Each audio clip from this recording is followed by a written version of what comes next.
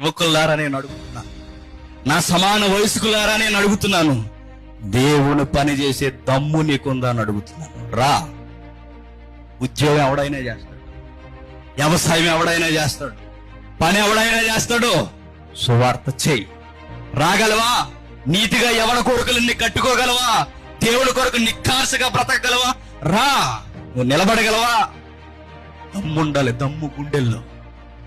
కోరికలు వస్తున్నప్పుడు దాన్ని అనిసి నా క్రీస్తు కొరకు వెలుగు వెలగాలంటే ఎంత ఉండాలనుకుంటున్నారు మనసు లోతు.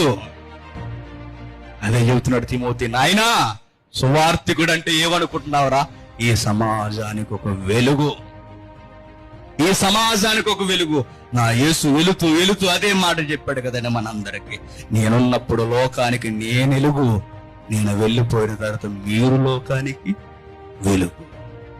ఆ వెలుగు రేఖగా నువ్వే ఒక స్టార్డమ్ హీరోలో ఉండగలవా? రా అని అడుగుతున్నా.